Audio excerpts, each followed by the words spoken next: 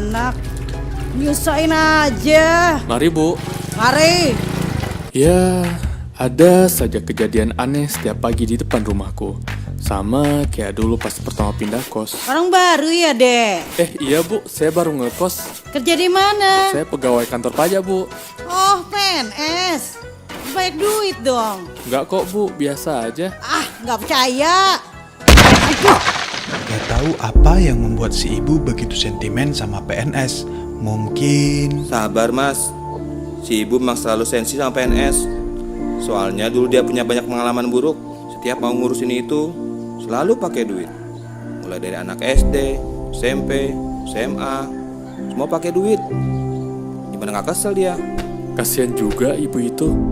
Seharusnya kan segala bentuk pelayanan di pemerintahan itu gratis. Dan akhirnya, selamat pagi Bu, ada yang bisa saya bantu? Kamu. Silahkan duduk Bu. Akhirnya saya punya PWP. Sebentar ya, Dek. Ini, Dek. Waduh, apa ini Bu? Ah, biasa, saya udah paham kok. Maaf Ibu, ini namanya gratifikasi. Kami sebagai SN tidak bisa menerimanya, karena ini berlawanan dengan kewajiban kami. Sudah menjadi hak Ibu sebagai wajib pajak untuk menerima pelayanan dari kami. Oh, benar seperti itu, Dek. Dan sejak saat itu... Na, na, na, na, na. Bu, Dek bagus. Sudah pulang. Tina. semua berubah menjadi indah. Kutolak gratifikasi, ku dapat calon istri. Pok, dengar-dengar barang kebutuhan pokok mau dipajakin. Dibebaskan. Oh ya? Jen, dengar-dengar jasa pendidikan mau dipajakin. Dibebaskan. Oh ya? Bu, dengar-dengar jasa pelayanan kesehatan dipajakin juga. Dibebaskan.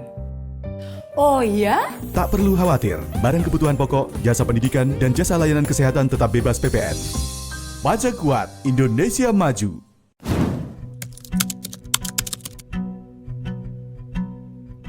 PPN itu adalah pada dasarnya pajak atas konsumsi barang dan jasa yang bersifat umum ya, dan dikenakan seluruhnya terhadap barang dan jasa oleh konsumen akhir. Apa makna barang dan jasa yang bersifat umum ini? Pada dasarnya PPN itu dikenakan atas seluruh barang dan jasa tanpa kecuali. Sehingga secara ideal kalau suatu negara ingin menerapkan PPN itu atas barang dan jasa itu harus kena semua.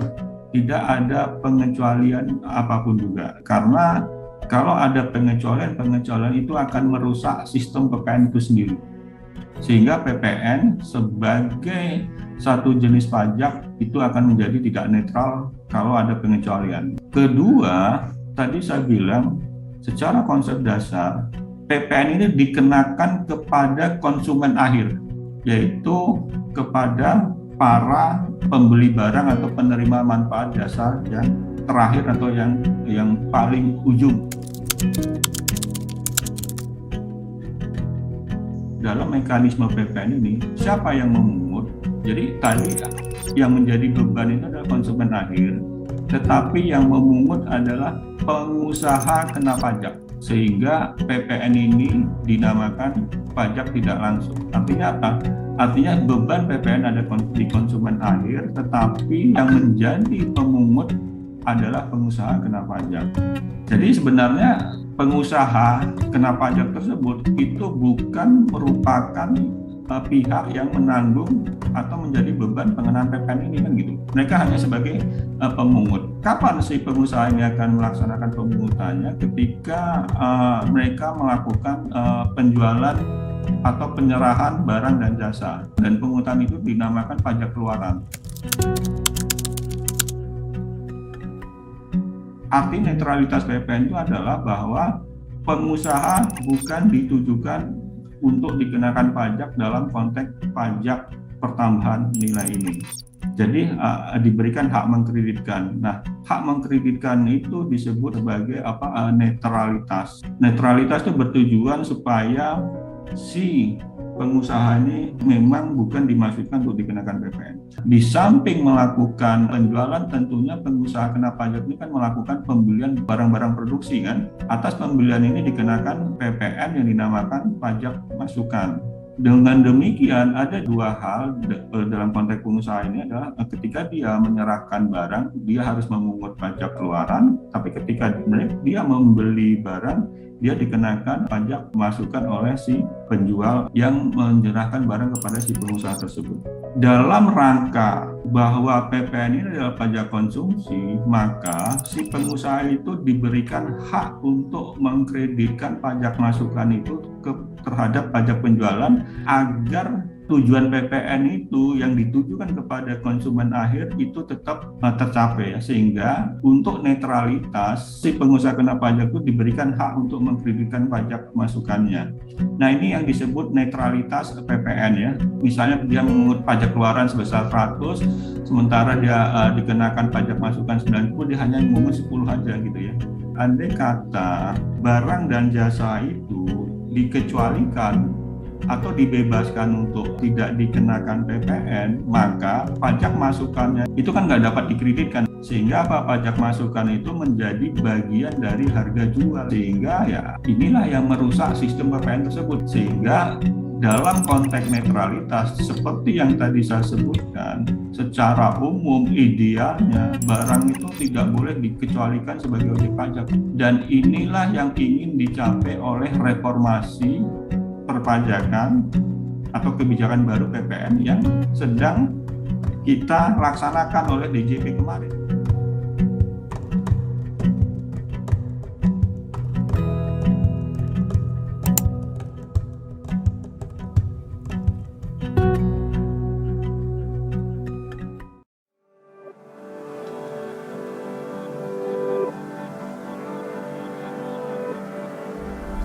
Saya berharap untuk bisa menggunakan SPT elektronik secara lebih bijak dan lebih awal.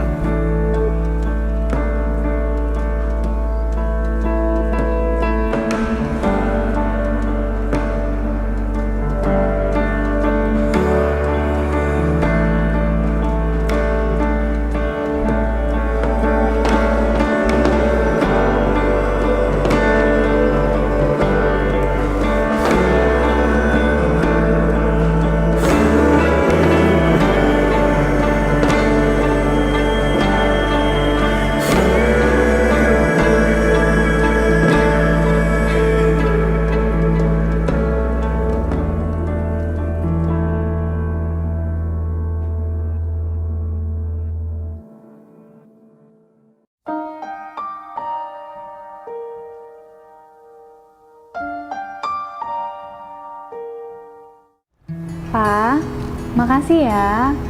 Ulang tahun adik kali ini bisa kita rayain bareng-bareng lagi. Ya Pak, adik seneng banget. Makasih ya Pak.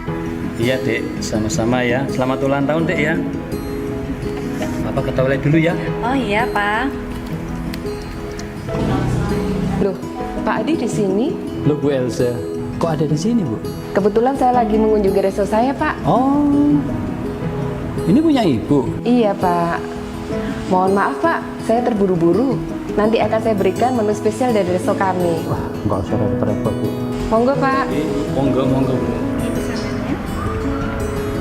Banyak banget menunya tadi Pak. Sampai ada pesanan yang nyasar ke sini loh. Kayaknya bukan pesanan nyasar sih Mbak. Ini tadi papamu sama Bu Elsa, pemilik restoran ini, katanya mau ditambah beri lagi menunya. Udah, dinikmati aja ya. Mbak, sudah Mbak. Terima kasih Bapak, untuk meja 2 sudah close bill. Loh, kok bisa Mbak? Tadi pesan langsung dari Ibu Elsa untuk meja 2, billnya sudah close Bapak. Oh, begitu. Kalau dihitung-hitung, lumayan juga tagihannya. Sekali-sekali ngalah sama WP gak apa-apa lah. Nggak ada ruginya kok, nggak korupsi juga kan.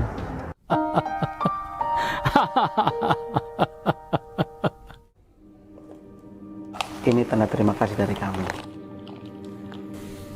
Enggak Pak, enggak.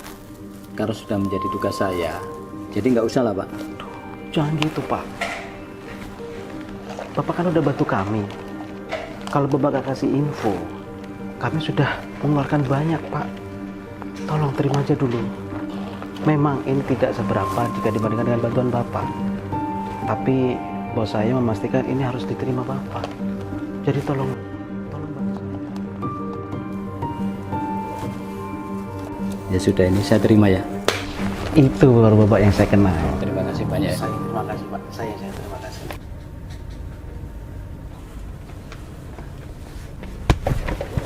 Oh, udah ikut sosialisasi. Sosialisasi opo? Sosialisasi gratifikasi. Opo iku? Yang penting lho penerimaan. Gratifikasi iku yo gak kalah penting. Nah, intine awak dhewe iku ketika menerima imbalan saka wajib pajak, entah iku barang, entah iku jasa, iku kudu ditolak. Kalau nggak bisa nolak, laporkan ke unit pengendali gratifikasi atau KPK. Ya wes ya. Makasih ya. Ya. Makasih. Enak meneh aturan kok ngene iki. Jumlahnya akeh pisan. Jancuk kan sing tak terima gak ngrugekne negara sih. Kan info sing tak weno WP iku kan gak nyale aturan. Ya wis tak terima.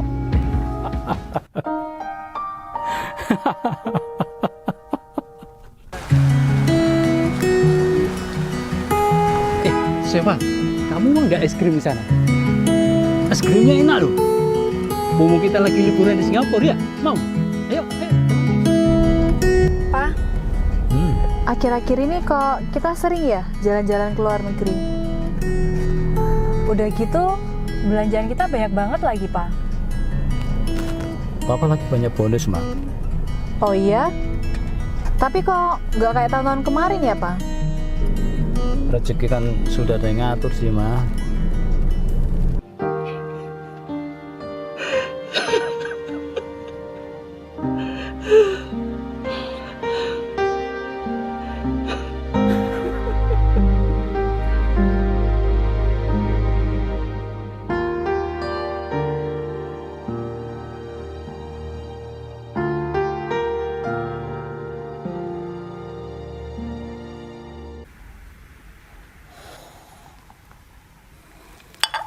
Makasih Ma ya, udah dibikinin kopi.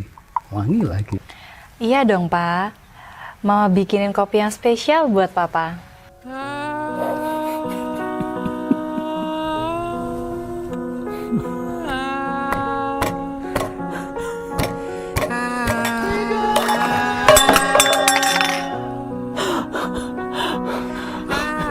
Ya Allah, kenapa aku sampai terjerumus seperti ini? Maafkan aku, Mama. Maafkan aku, anakku. Maafkan aku.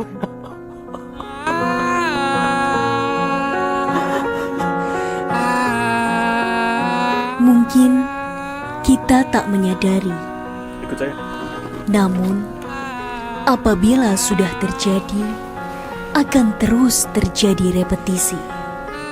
Hingga akhirnya menghancurkan diri. Mari bentengi diri dari gratifikasi agar tak ada sesal di kemudian hari.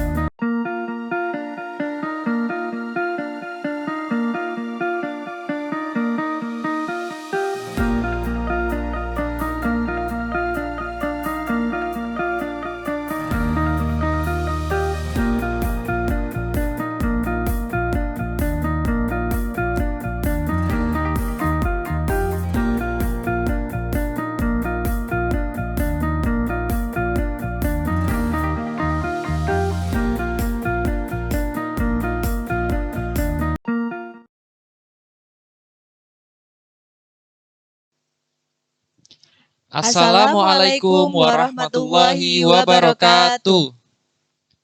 Yang terhormat, Kepala Kanwil DJP Jawa Timur 1, yang kami hormati Kepala KPP Pratama Surabaya Kerembangan, seluruh jajaran eselon 3 dan 4 di lingkungan Kanwil DJP Jawa Timur 1, seluruh wajib pajak tamu undangan yang telah hadir pada Zoom meeting pagi hari ini, Rabu 31 Agustus 2022. Marilah kita panjatkan puji syukur kehadirat Tuhan Yang Maha Esa, sehingga kita dapat menghadiri acara Gebiar Pajak KPP Pratama Surabaya Kerembangan dengan tema Implementasi Aturan Turunan Undang-Undang HPP terkait PPN. Izinkan saya, Alam Syahrobul Insani, dan saya Masita Bilkis Briliana, untuk dapat membacakan susunan acara pada pagi hari ini. Acara pertama adalah menyanyikan lagu Indonesia Raya, pemutaran arahan Dirjen Pajak, sambutan Kepala Kantor Wilayah DJP Jawa Timur 1, sambutan Kepala KPP Pratama Surabaya Kerembangan, penyampaian materi, serta pengumuman pemenang door prize. Sebelum kita memulai acara pada pagi hari ini, marilah kita berdoa menurut agama dan kepercayaan masing-masing. Berdoa dimulai. Berdoa selesai. Menginjak acara pertama adalah menyanyikan lagu kebangsaan Indonesia Raya dan dilanjutkan dengan pemutaran video arahan Dirjen Pajak. Para hadirin dimohon untuk dapat duduk tegak.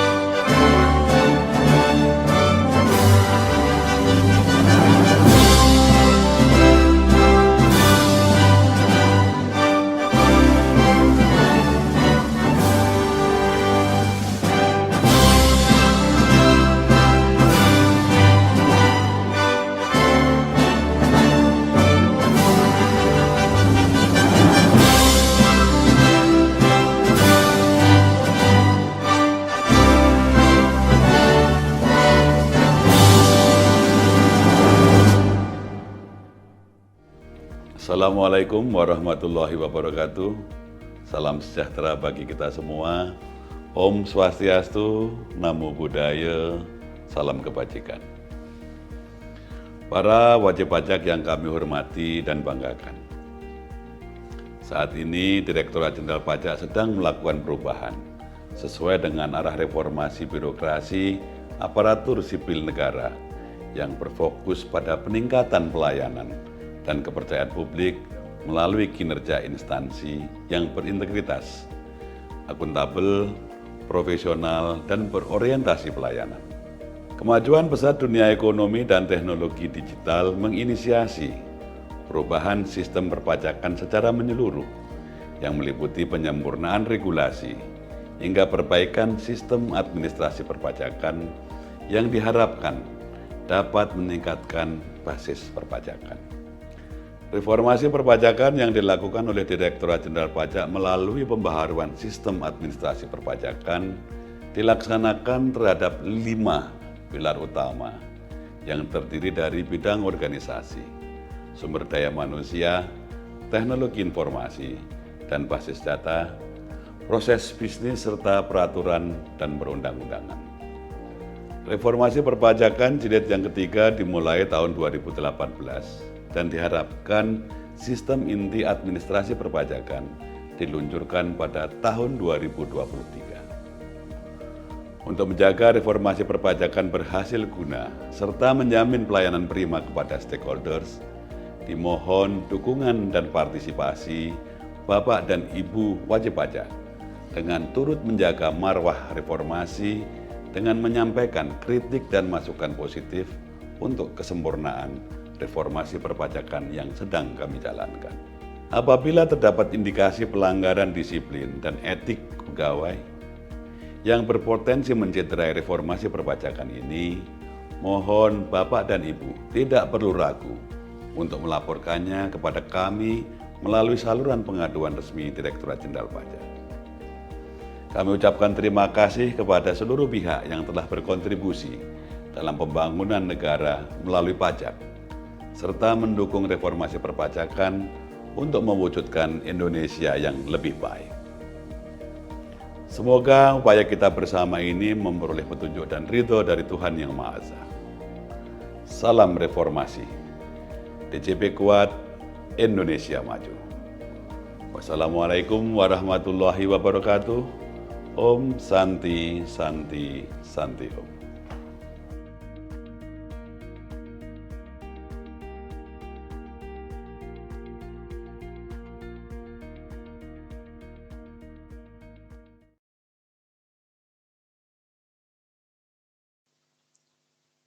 Demikian kita telah menyaksikan video arahan Dirjen Pajak.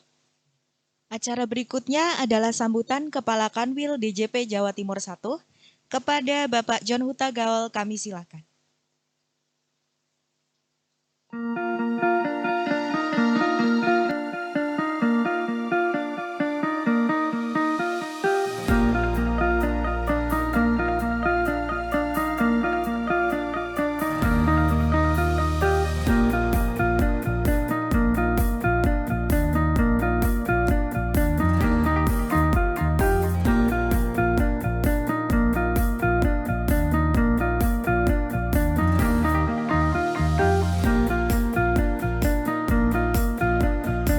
Assalamualaikum warahmatullahi wabarakatuh. Salam sejahtera bagi kita semua. Om Swastiastu, Namo Buddhaya, salam kebajikan. Syukur Alhamdulillah kita panjatkan kepada Allah SWT atas nikmat kesehatan yang melingkupi kehidupan kita pada hari ini, sehingga kita boleh hadir bersilaturahim dan berdiskusi dalam suatu acara gebiar pajak. Bapak Ibu hadirin yang saya hormati, dalam kesempatan yang berbahagia ini izinkan saya menyapa Kepala KPP Pratama Surabaya Krembangan yang terhormat Bapak Setiadi dan berikut jajarannya. Yang saya hormati Kepala Bidang P2 Humas Kanwil DJP Jawa Timur 1, Bapak Budi Susanto, yang terhormat seluruh narasumber dan moderator yang mengisi acara pada hari ini, yang saya hormati dan saya banggakan, wajib pajak peserta gebiar pajak yang diselenggarakan oleh KPP Pratama Surabaya Krembangan. Jumlah peserta PPS pada KPP Pratama Surabaya Krembangan tercatat sebanyak 375 wajib pajak. Jumlah pembayaran PPh final sehubungan dengan pelaksanaan PPS pada KPP Pratama Surabaya Krembangan tercatat sebesar lebih dari 73,6 miliar. Rencana penerimaan pada KPP Pratama Surabaya Krembangan di tahun 2022 tercatat lebih dari 1 triliun rupiah. Mewakili Direktur Jenderal Pajak, khususnya Kanwil DJP Jawa Timur 1, mengucapkan terima kasih kepada seluruh wajib pajak pahlawan pembangunan yang turut berpartisipasi dan mensukseskan program pengungkapan sukarela Tentunya harapan kami ke depan, Bapak dan Ibu, para pembayar pajak, dapat meningkatkan kepatuhannya di dalam pemenuhan kewajiban maupun haknya di bidang perpajakan. Bapak Ibu hadirin yang saya hormati, sehubungan dengan Undang-Undang Harmonisasi Peraturan Perpajakan, diatur mengenai perubahan dari beberapa undang-undang, di antaranya adalah Undang-Undang KUP, Undang-Undang PPH, Undang-Undang PPN, maupun Undang-Undang Cukai, dan juga Undang-Undang HPP ini juga menjadi landasan hukum bagi pelaksanaan program pengungkapan sukarela maupun penerapan pajak atas karbon. Sehubungan dengan pelaksanaan pajak pertambahan nilai, Undang-Undang HPP mengatur antara lain mengenai kenaikan tarif PPN dari semula sebesar 10% menjadi 11%, dan ini mulai berlaku sejak 1 April tahun 2022. Yang kedua, Undang-Undang HPP juga mengatur mengenai pengecualian objek PPN dan fasilitas PPN. Berikutnya, Undang-Undang ini juga mengatur mengenai fasilitas yang saat ini berlaku dipertahankan sepenuhnya. Bapak dan Ibu hadirin yang saya hormati, tentunya lahirnya Undang-Undang HPP ini atau Harmonisasi Peraturan Perpajakan diikuti dengan akan diterbitkannya sebanyak 56 peraturan pemerintah dan peraturan Menteri Keuangan yang merupakan aturan pelaksanaan dari Undang-Undang HPP. Dan hingga saat ini sudah 14 peraturan Menteri Keuangan telah diterbitkan terkait mengenai pajak pertambahan nilai.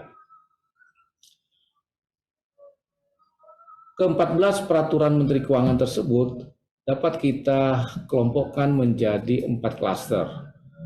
Klaster pertama adalah mengenai penyesuaian kenaikan tarif PPN yang diikuti dengan terbitnya 8 peraturan Menteri Keuangan sebagai turunan dari Undang-Undang HPP terkait mengenai PPN. Yang kedua adalah klaster sinkronisasi dengan objek pajak daerah dan retribusi daerah. Ada 1 PMK terkait dengan hal tersebut. Yang ketiga tentunya adalah klaster penunjukan pihak lain sebagai pemungut PPH dan PPN. Nah, di sini ada 3 peraturan Menteri Keuangan yang diterbitkan sebagai turunan dari ketentuan tersebut. Dan yang terakhir adalah klaster mengenai penunjukan sebagai pemungut PPN. Nah, di sini ada 2 peraturan Menteri Keuangan yang diterbitkan untuk ketentuan tersebut. Terkait dengan faktur pajak, Direktorat Jenderal Pajak Kementerian Keuangan telah menerbitkan Per 03-PJ-2022 sebagaimana telah dirubah terakhir dengan Per 11-PJ-2022. Adapun latar belakang perubahan tersebut, pertama adalah beberapa ketentuan dalam regulasi yang berlaku masih mengatur hal-hal yang bersifat manual, sehingga tidak relevan lagi dengan e-faktur. Yang kedua, tentunya untuk menghindari tumpang tindih regulasi yang ada. Terdapat 4 regulasi terpisah di level peraturan Direktorat Jenderal Pajak yang mengatur mengenai faktur pajak, sehingga perlu dilakukan simplifikasi menjadi 1 peraturan Direktorat Jenderal Pajak yang bersifat komprehensif.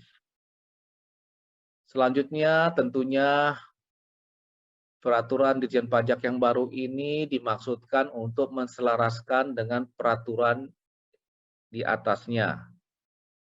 Dan terakhir tentunya diharapkan peraturan Direktorat Jenderal Pajak yang terbaru ini memberikan kepastian hukum dan kemudahan bagi wajib pajak. terkait dengan nomor induk kependudukan sebagai NPWP sebagaimana diatur di dalam PMK nomor 112 garis miring PMK.03 tahun 2022.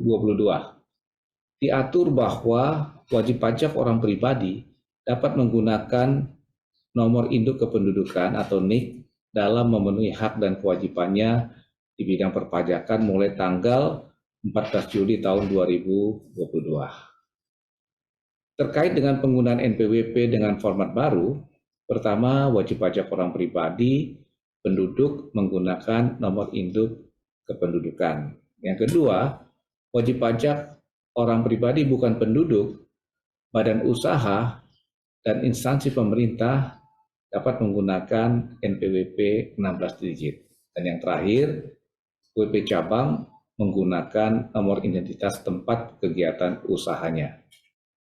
Demikian yang bisa saya sampaikan di dalam sambutan pembuka, sekaligus membuka acara Gebyar Pajak yang mengangkat tema implementasi aturan turunan Undang-Undang Harmonisasi Peraturan Perpajakan yang diselenggarakan oleh KPP Pratama Surabaya Kerembangan. Terima kasih atas perhatian Bapak dan Ibu sekalian. Salam sehat dari saya. Pajak kuat untuk Indonesia maju. Wassalamualaikum warahmatullahi wabarakatuh. Om Santi Santi Om.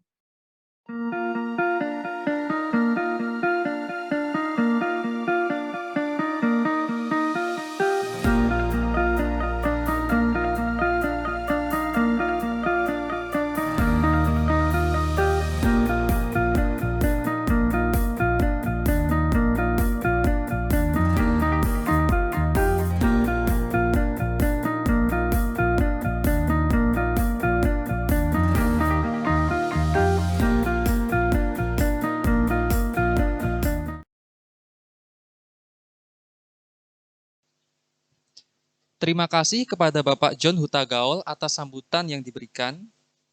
Acara selanjutnya adalah sambutan Kepala KPP Pratama Surabaya Kerembangan. Kepada Bapak Setiadi, kami silakan.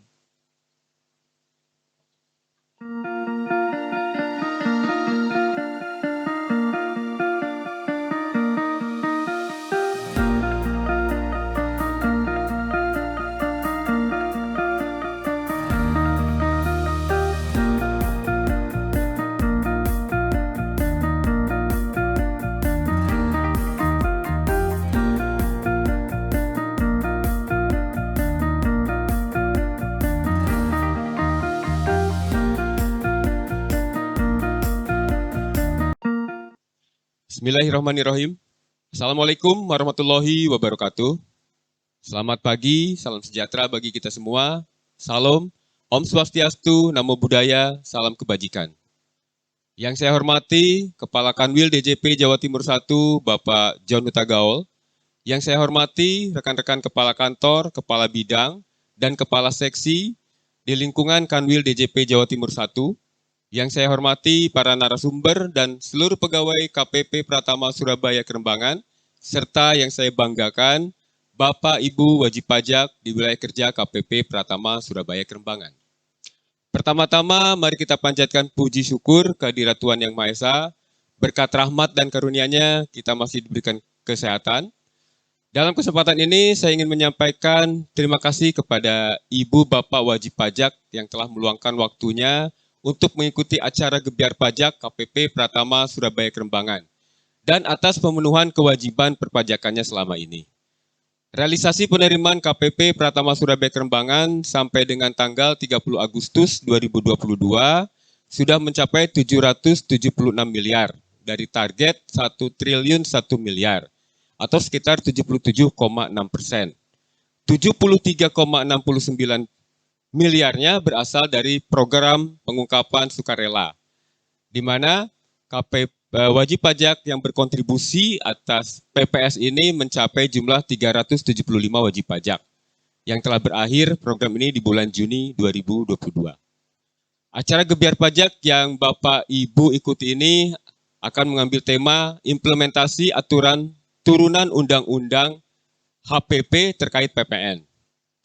Berkaitan dengan undang-undang HPP yang telah berlaku sejak 1 Januari 2022, pemerintah telah menerbitkan 14 aturan turunan undang-undang HPP berupa peraturan Menteri Keuangan untuk mengimplementasikan ketentuan Undang-Undang Nomor 7 Tahun 2021 tentang harmonisasi peraturan perpajakan tersebut. Pemerintah berupaya merumuskan peraturan yang seimbang guna mendukung pemulihan ekonomi nasional. Selain itu, penerbitan PMK itu pun diharapkan dapat memudahkan wajib pajak dalam memahami dan melaksanakan amanat terkait kebijakan pada Undang-Undang HPP. Dengan diterbitkannya peraturan turunan ini, pemerintah berharap agar masyarakat dapat mendukung pelaksanaan setiap kebijakan dalam Undang-Undang HPP yang merupakan bagian dari reformasi perpajakan. Selain itu diharapkan masyarakat melihat kebijakan tersebut sebagai satu kesatuan yang utuh. Hal tersebut dilakukan semata-mata demi menciptakan fondasi pajak yang optimal dan berkelanjutan.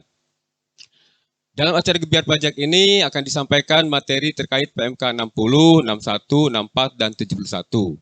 Bapak dan Ibu wajib pajak dapat menyimak materi yang nanti akan disampaikan oleh narasumber kami ya, yaitu Mas Irwan Perdana selaku akun representatif, dan Mbak Ainin Masruroh selaku fungsional asisten penyuluh pajak.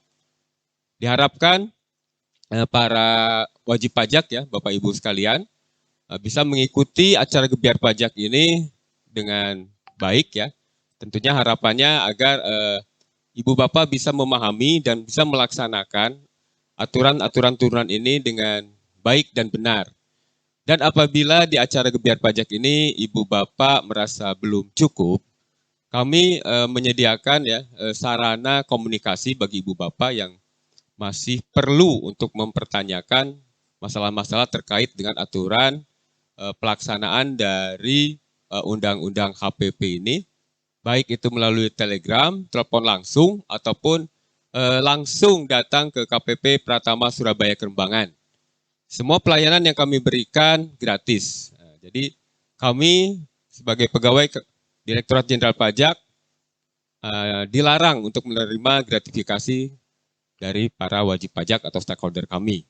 Untuk itu, saya sangat mengharapkan Ibu Bapak jangan sekali-kali memancing-mancing lah untuk memberikan sesuatu kepada pegawai kami di KPP Pratama Surabaya Kerembangan. Karena itu merupakan kode etik kami, merupakan komitmen kami ya untuk menjaga integritas dalam pelaksanaan tugas kami. Jadi semua pelaksanaan tugas kami tidak dikenakan biaya, semuanya gratis ya Bapak Ibu. Maka silakan hubungi kami bila ada masalah-masalah terkait dengan peraturan-peraturan turunan ini.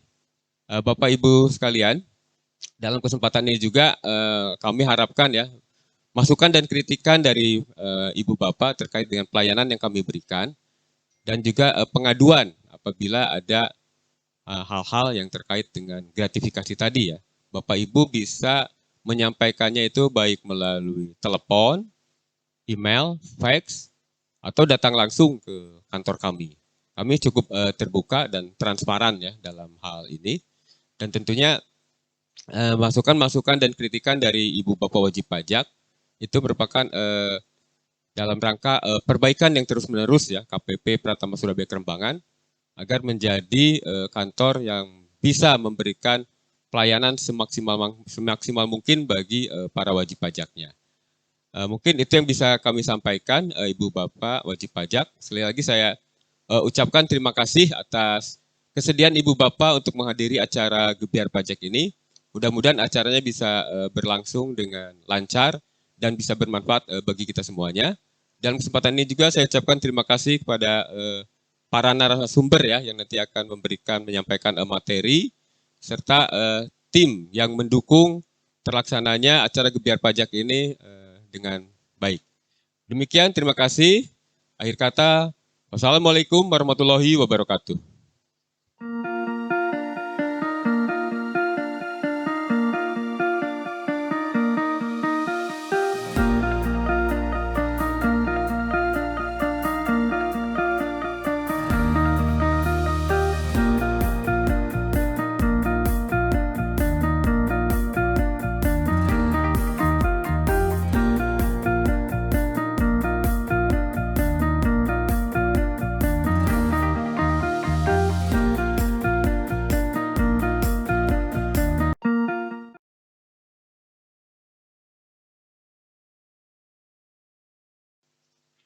Terima kasih kepada Bapak Setiadi atas sambutan yang diberikan. Acara selanjutnya adalah acara inti Gebyar Pajak KPP Pratama Surabaya Krembangan dengan tema Implementasi Aturan Turunan Undang-Undang HPP terkait PPN. Namun sebelumnya, kami mohon kepada para hadirin untuk tetap mengikuti acara sampai akhir karena akan ada pembagian door prize. Kemudian dipersilakan pula kepada para hadirin apabila ada pertanyaan silakan ditulis melalui kolom chat. Baik Kak Bilkis, ada siapa saja pembicara kita pagi hari ini? Baik, pada pagi hari ini akan ada dua narasumber yang hadir di tengah-tengah kita, yaitu rekan kita Saudari Ainin Masruro selaku fungsional penyuluh pajak dan Saudara Irwan Perdana selaku AR Pengawasan 1 di KPP Pratama Surabaya Krembangan. Lalu akan ada siapa lagi, Alan? Nah, acara ini akan dipandu oleh Saudara Oktavian Mulyanto selaku moderator. Baik, tanpa berlama-lama, marilah kita saksikan Gebyar Pajak KPP Pratama Surabaya Krembangan, implementasi aturan turunan Undang-Undang HPP terkait PPN.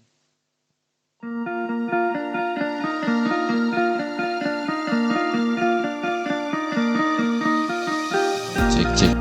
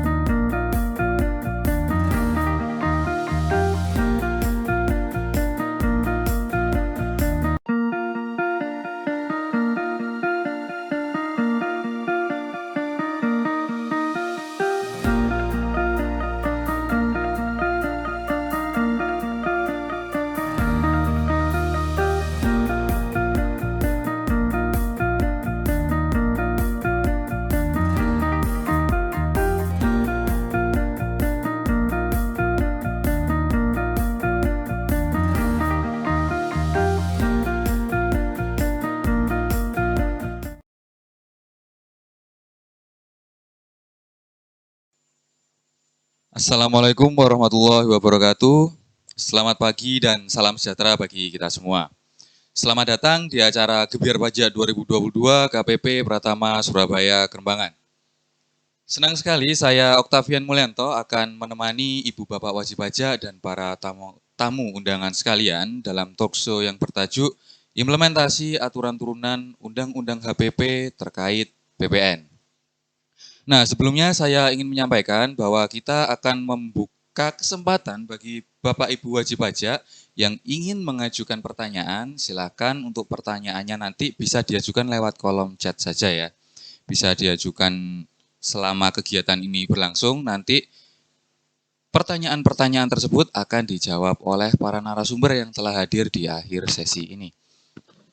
Nah, seperti yang kita tahu bahwa pada tanggal 29 Oktober 2021 telah diundangkan Undang-Undang Nomor 7 Tahun 2021 tentang harmonisasi peraturan perpajakan, di mana biasa disebut UU HPP. Dalam undang-undang tersebut, itu juga mengatur tentang pajak pertambahan nilai, di mana salah satunya adalah tentang kenaikan tarif PPN menjadi sebesar 11% yang sudah berlaku sejak tanggal 1 April 2022 yang lalu. Nah, selain kenaikan tarif tersebut, diatur juga ketentuan-ketentuan lain yang dituangkan dalam aturan pelaksanaan Undang-Undang HPP tersebut dalam bentuk peraturan Menteri Keuangan. Pada kesempatan kali ini, kita akan membahas beberapa peraturan Menteri Keuangan tersebut. 4 peraturan Menteri Keuangan. Peraturan Menteri Keuangan nomor 60 tentang perdagangan melalui sistem elektronik. Kemudian peraturan Menteri Keuangan nomor 61 tentang kegiatan membangun sendiri. Kemudian peraturan Menteri Keuangan nomor 64 tentang barang hasil pertanian tertentu. Dan peraturan Menteri Keuangan nomor 71 tentang jasa kena pajak tertentu. Nah, terkait hal tersebut, sudah hadir di tengah-tengah kita Dua narasumber yang berbahagia pada pagi hari ini. Yang pertama di sebelah kanan saya ada Mbak Ainin Masruroh selaku penyuluh pajak di KPP Pratama Surabaya Kerembangan. Selamat pagi Mbak Ainin Masruroh. Selamat pagi Mas Octavian. Ya, bagaimana kabarnya hari ini Mbak? Alhamdulillah kabar baik. Alhamdulillah. Dan selain Mbak Ainin Masruroh, ada satu narasumber lagi di sebelah kiri saya, Mas Irwan Perdana selaku akun representatif KPP Pratama Surabaya Kerembangan. Selamat pagi Mas Irwan Perdana. Selamat pagi Mas Mulyanto. Bagaimana Mas kabarnya hari ini? Alhamdulillah baik. Alhamdulillah. Nah, tanpa berlama-lama lagi mungkin saya ingin bertanya dulu kepada narasumber, pada Mbak Ainin ya. Mbak Ainin Masruroh mungkin ingin menyapa dulu para wajib pajak di sini. Ya, terima kasih Mas Mulyanto. Sebelumnya saya akan menyapa Bapak Ibu kawan pajak semua yang sudah antusias untuk mengikuti kegiatan Gebyar Pajak kali ini. Semoga Bapak Ibu semua selalu dalam keadaan sehat dan berbahagia. Nah, sebelumnya juga saya ingin menyampaikan sebuah pantun ya Bapak Ibu. Orang yang salah harus dihukum. Biar adil buat semua kaum. Kami ucapkan Assalamualaikum. Mari ikuti Gebyar Pajak dengan tersenyum. Luar biasa sekali, ada pantunnya ternyata ya Mbak Ainin. Itu dari Mbak Ainin. Mungkin dari Mas Irwan juga ingin menyapa atau memberikan pantun juga? Oh iya, saya juga nggak mau kalah dengan Mbak Siap. Ya, saya juga mau berpantun nih Mas Octavian ya. Kudanya pergi membawa papan, hilang giginya diambil pelikan. Selamat pagi kawan pajak yang menawan, semoga usahanya semakin dilancarkan. Nggak kalah cakep pantunnya dari Mbak Ainin ya. Oke, tepuk tangan dulu pada dua narasumber kita. Oke, kita lanjutkan saja setelah berpantun. Ini kita langsung masuk ke dalam intinya saja ya. Kita akan masuk yang pertama membahas tentang Peraturan Menteri Keuangan nomor 60 PMK 03 2022. Di mana itu tentang perdagangan melalui sistem elektronik. Mungkin saya langsung tanyakan saja kepada Mbak Ainin, Mbak, di dalam PMK ini tuh apa sih Mbak yang diatur secara garis besar saja begitu Mbak maksudnya? Ya, PMK 60 itu mengatur tentang tata cara penunjukan pemungut, pemungutan, penyetoran, dan pelaporan PPN atas pemanfaatan barang kena pajak tidak berwujud dan jasa kena pajak dari luar daerah pabean di dalam daerah pabean melalui PMSE. Nah, daerah pabean itu apa sih? Daerah pabean merupakan daerah wilayah negara Republik Indonesia. Dan PMSE itu sendiri apa? Merupakan perdagangan yang transaksinya dilakukan melalui serangkaian perangkat dan prosedur elektronik. Nah, seperti itu.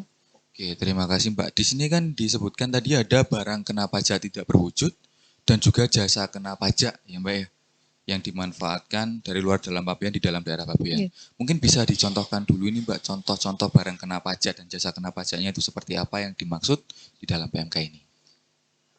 Contohnya ada e-book, e-magazine, e-comics, streaming film atau streaming musik, bisa juga media digital lainnya, multimedia, data elektronik, juga video conference service seperti Zoom yang kita pakai kali ini, yang sudah tidak asing buat kawan pajak semuanya. Pasti karena kondisi pandemi ini, semua kegiatan dialihkan ke Zoom.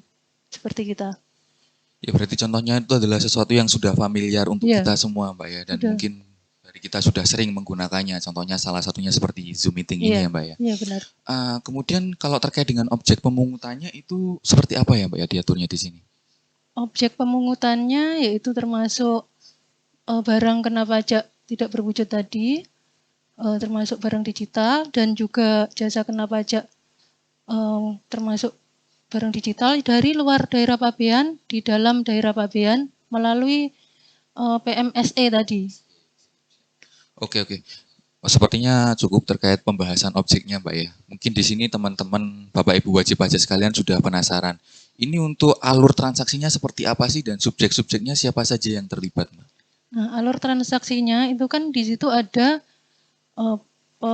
pembeli barang atau pengguna jasa, dan ada penjual barang dan penyedia jasa luar negeri ya. Terus ada penyedia jasa PMSE penyelenggara PMSE luar negeri, penyelenggara PMSE dalam negeri. Nah, ini alurnya ada 3. Yang pertama, itu pembeli barang bisa langsung membeli ke penjual luar negeri, atau pengguna jasa langsung membeli ke penyedia jasa luar negeri. Itu yang pertama, ya secara langsung. Dan yang kedua, itu bisa juga pembeli membelinya melalui penyelenggara PMSE luar negeri. Nah, tapi barang tersebut juga dari luar negeri, dari luar daerah pabean kan ya. Oke, ya, siap. Terus yang ketiga, bisa juga pembeli itu membeli dari penyelenggara PMSE dalam negeri, tapi barang tersebut tetap dari luar daerah pabean. Siap, ya. Mbak, itu sepertinya cukup banyak sekali Mbak ya untuk subjek-subjek yang terlibat di dalam transaksi ini. Iya. Mungkin yang menjadi kebingungan kita, dari sekian banyak subjek-subjek tersebut itu siapa nantinya yang akan memungut PPN Mbak? Siapa yang akan ditunjuk sebagai pemungut nantinya Mbak? Oh ya. Pemungut PPN itu adalah pelaku usaha antara lain pedagang luar negeri, penyedia jasa luar negeri, penyelenggara PMSE luar negeri, dan penyelenggara PMSE dalam negeri. Nah, itu yang akan ditunjuk sebagai pemungut PPN PMSE. Oke Mbak. Untuk ditunjuk sebagai pemungut PPN PMSE Mbak, apakah ada kriteria-kriterianya tersendiri Mbak ya? Iya, berdasarkan peraturannya, kriteria biar bisa ditunjuk sebagai pemungut PPN PMSE, yang pertama adalah nilai transaksinya. Itu harus lebih dari 600 juta per tahun atau minimal 50 juta per bulan. Dan yang kedua, jumlah traffic pengakses melebihi 12.000 dalam 1 tahun atau 1.000 dalam 1 bulan.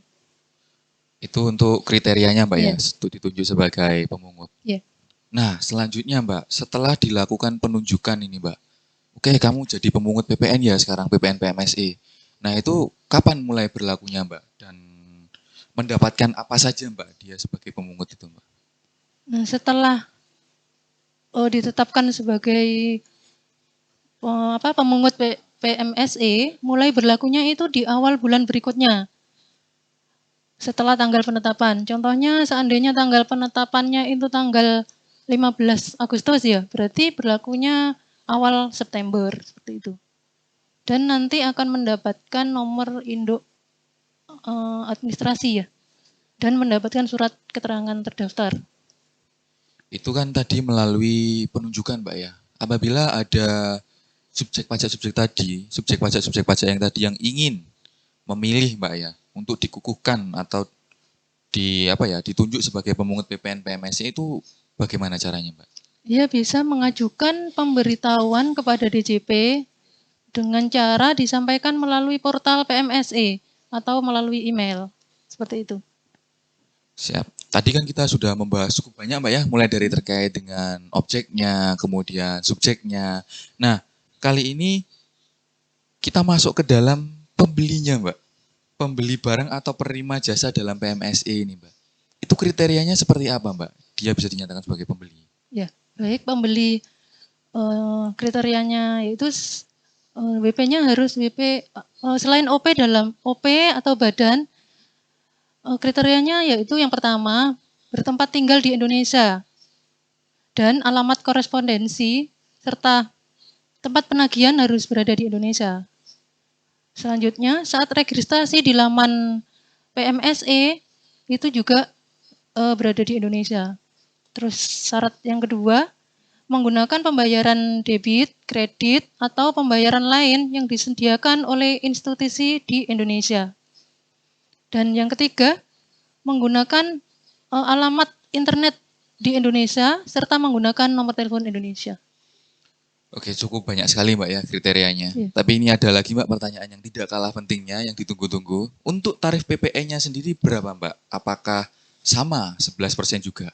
Kemudian DPP-nya itu dari mana dikenakannya? Untuk tarif PPN-nya sama 11%, mulai berlaku 1 April 2022, dan nanti di tahun 2025 berubah menjadi 12%. DPP-nya itu nilai berupa uang yang dibayarkan, jadi total transaksinya berapa? Total transaksinya berarti Iya. Mbak ya. Kemudian untuk pemungutan PPN-nya sendiri itu terjadi pada saat kapan Mbak? Untuk pemungutannya harus dilakukan pada saat pembayaran, pada saat transaksi itu. Saat transaksi itu Iya. juga sudah harus memungut Harus PPN ya? memungut langsung. Oke, siap-siap. Nah, kemudian dalam pungutan tersebut itu bukti pungutnya nanti berbentuk seperti apa, Mbak? Bukti pungutnya berbentuk invoice atau billing atau dokumen lain yang sejenisnya yang di situ menyebutkan pemungutan PPN dan sudah dilakukan pembayaran. Jadi tadi Mbak ya contohnya untuk terkait bukti pungutnya bisa commercial invoice, billing, order receipt atau dokumen lainnya yang Iya. sejenis ya Mbak. Nah itu tadi kan pemungutan. Setelah dibungut nih kan harusnya uang tersebut disetorkan ke kas negara Mbak ya. Karena Iya. kan PPN ini memang harus disetorkan ke kas negara. Mungkin mekanismenya seperti apa, teknisnya seperti apa saat penyetoran bisa tolong dijelaskan Mbak biar kita semua paham gitu Mbak. Untuk penyetorannya itu paling lambat akhir bulan berikutnya, sama seperti PPN yang lain ya pada umumnya ya.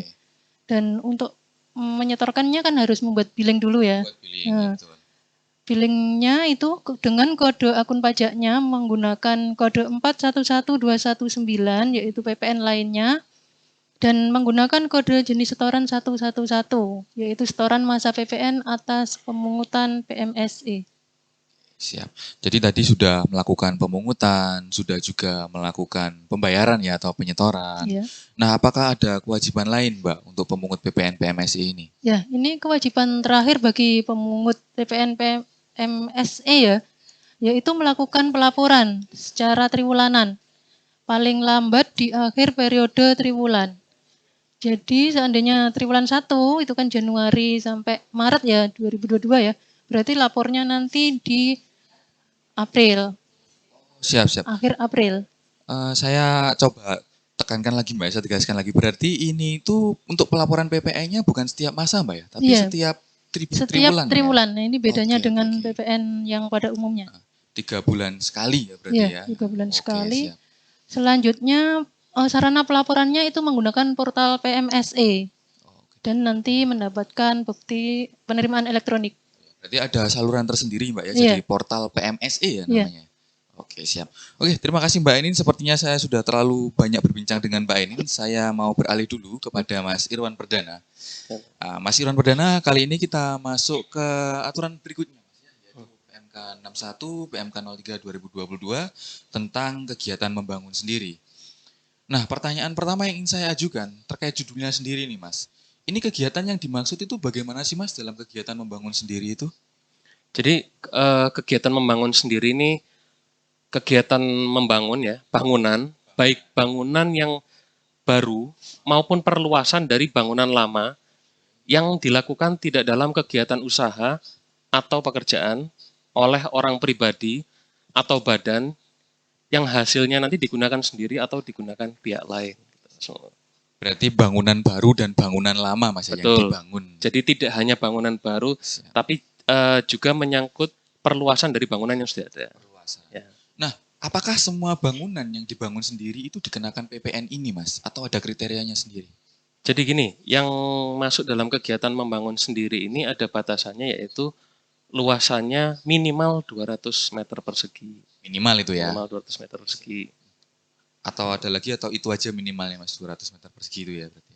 Iya, jadi ini yang pertama luasan ya, luasan minimal 200 meter persegi, kemudian dilakukan oleh orang pribadi atau badan yang tadi seperti disampaikan tidak untuk kegiatan usaha. Nah, ini yang paling penting, Mas. Kemudian bagaimana cara kita menghitung PPN KMS ini, Mas?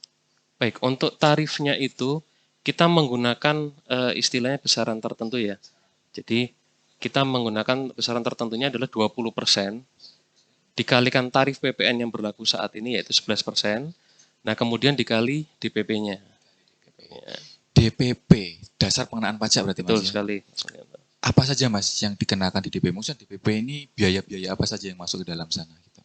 Jadi yang dimaksud dengan DPP di sini adalah sebesar jumlah biaya yang dikeluarkan atau dibayarkan untuk membangun bangunan untuk setiap masa pajak sampai dengan bangunannya selesai. Nah, tapi di sini yang perlu diperhatikan adalah tidak termasuk biaya perolehan tanahnya.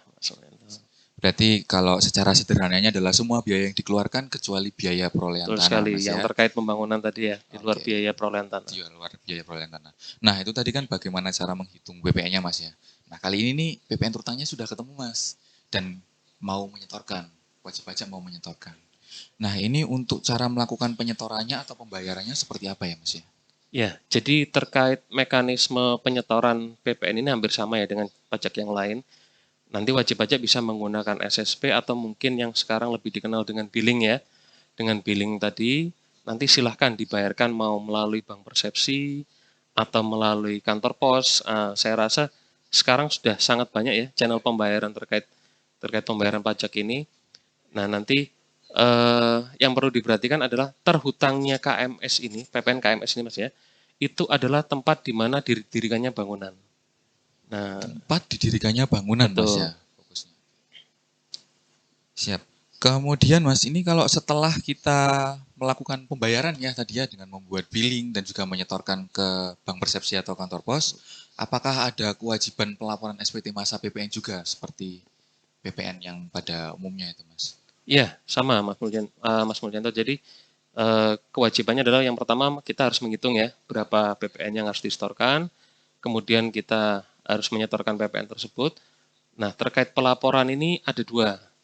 Jadi, kalau misalnya wajib pajaknya non-PKP, dari penyetoran tadi sudah dianggap sebagai pelaporan. Sudah dianggap sebagai pelaporan.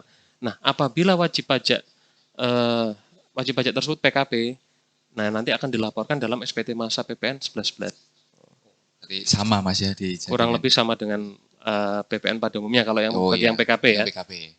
Oke. Nah ini Mas, itu tadi kan kita sudah tahu ya kewajiban-kewajibannya apabila kita melakukan kegiatan membangun sendiri. Yakni adanya penghitungan, kemudian penyetoran dan juga pelaporan. Nah, andai kata nih Mas, ada wajib pajak yang tidak melakukan kewajiban-kewajiban tersebut. Tidak melakukan penyetoran, juga tidak melakukan pelaporan, padahal nyata-nyata dia ada kegiatan membangun sendiri. Apakah ada konsekuensinya Mas? Baik, yang pertama adalah langkah kita ya di KPP ini yang pertama akan menerbitkan imbauan tertulis kepada wajib pajak terkait dengan pemenuhan kewajiban perpajakan di kegiatan membangun sendiri tadi ya. Nah, apabila wajib pajak tidak merespon atau tidak menanggapi, nah itu kita akan menindaklanjuti dengan ketentuan yang berlaku. Dan itu tidak menutup kemungkinan akan berlanjut sampai dengan proses pemeriksaan. Oke, siap, terima kasih informasinya Mas Irwan. Untuk kali ini saya beralih dulu kepada narasumber kita yang satu, Mbak Ainin Masruro. Kita akan membahas terkait PMK 64 ya, Mbak Ainin Masruro. Di mana PMK 64 ini mengatur tentang barang hasil pertanian tertentu. Mungkin pertanyaan pertama adalah, apa sih Mbak latar belakang dibentuknya Peraturan Menteri Keuangan Nomor 64 ini? Nah, latar belakangnya ini sebenarnya yang pertama adalah dari tarifnya ya. Seperti yang disebutkan Bapak Kakanwil tadi, bahwa tarif PPN sesuai dengan Undang-Undang HPP, tarif PPN kan awalnya 10% berubah menjadi 11% sejak 1 April 2022. Dan di peraturan yang sebelumnya terkait dengan penyerahan hasil pertanian tertentu itu, di PMK 89 tahun 2020 itu perlu disesuaikan karena masih menggunakan tarif yang lama. Maka perlu dikeluarkan PMK 64 ini. Dan alasan yang kedua, sesuai dengan pasal 9 ayat 1 Undang-Undang PPN bahwa PPN penyerahan hasil pertanian tertentu itu menggunakan DPP besaran tertentu. Dan yang awalnya sebelumnya kan menggunakan DPP nilai lain. Maka harus disesuaikan juga dengan adanya PMK 64 ini harus menggunakan DPP besaran tertentu. Oke, kalau untuk di PMK 64 ini Mbak, berapa sih Mbak tarif PPN besaran tertentu untuk barang hasil pertanian tertentu ini? Ya. Tarifnya ini kan karena besaran tertentu ya, tarifnya beda dengan tarif pada umumnya. Tarifnya sebesar 1,1%. Itu per 1 April 2022. Dan nanti menjadi 1,2% per Januari 2025. Ini dari mana 1,1% atau 1,2% tadi? Itu asalnya dari 10% kali tarif PPN. Nah, itulah. Ya, itulah yang disebut besaran tertentu tadi. Siap. Nah, ini Mbak, selanjutnya apakah semua PKP itu bisa untuk langsung menggunakan tarif PPN besaran tertentu tersebut? Tarif 1,1% tersebut. Untuk PKP tidak semuanya langsung bisa menggunakan, tapi harus mengajukan pemberitahuan terlebih dahulu. Oh iya, kalau mau menggunakan DPP besaran tertentu ini, jadi tidak bisa langsung, harus menyampaikan pemberitahuan. Pemberitahuannya ini disampaikan ke KPP berarti Mbak ya? Iya. Oke, siap. Nah, kemudian Mbak, kapan sih Mbak batas waktu untuk menyampaikan pemberitahuan ini Mbak? Batas waktunya untuk pertama kali ya paling lambat akhir penyampaian SPT masa PPN. Jadi seandainya mulai Agustus ini mau menggunakan besaran tertentu, berarti pemberitahuannya maksimal di akhir September. Maksimal di? Akhir September. Akhir September, oke. Nah Mbak, untuk PKP-PKP yang sudah memilih untuk menggunakan tarif PPN besaran tertentu, apakah boleh bagi mereka untuk beralih menggunakan PPN 11% lagi Mbak? Ya, sesuai peraturan itu setelah menggunakan besaran tertentu, PKP boleh beralih ke tarif umum 11%. Iya. Tapi seandainya sudah menggunakan tarif 11%, ternyata kok berat ya pakai tarif 11%. Saya pengen pakai besaran tertentu lagi aja. Nah, itu nggak boleh kalau sesuai peraturan. Ya. Iya. Berarti nggak boleh bolak-balik Mbak ya. Lebih baik langsung satu aja saya mau pakai yang besaran tertentu atau yang tarif normal gitu Mbak ya. Oke. Nah Mbak, kemudian ini mungkin yang ditanyakan juga untuk beberapa para wajib pajak, kalau terkait pengkreditan pajak masukannya bagaimana Mbak ya? Untuk pajak masukannya ini tidak bisa dikreditkan karena selain dengan menggunakan besaran tertentu ini kan tarifnya sudah kecil. Selain itu juga OPPN-nya bersifat final. Berarti saya tegaskan lagi bahwa kalau sudah menggunakan tarif PPN besaran tertentu sebesar 1,1% sudah tidak bisa melakukan pengkreditan pajak masukan lagi Mbak ya berarti ya. Benar. Oke, siap, cukup jelas di sini. Nah, tadi kan kita sudah membahas nih terkait dengan tarif PPN dan aturan pengkreditan pajak masukan Mbak. Nah, kemudian ini pertanyaannya adalah siapa yang ditunjuk sebagai pemungut PPN atas penyerahan barang hasil pertanian tertentu tersebut? Nah, yang ditunjuk adalah badan usaha industri yang melakukan pengelolaan barang hasil pertanian, perkebunan, kehutanan, yang memperoleh barang hasil pertanian tersebut dari PKP yang menggunakan besaran tertentu. Nah, selanjutnya akan ditunjuk sebagai pemungut PPN. Oke, berarti untuk yang ditunjuk sebagai pemungut PPN adalah pada dasarnya ya sederhananya adalah badan usaha industri ya, yang mengolah barang hasil pertanian tersebut. Nah, oke.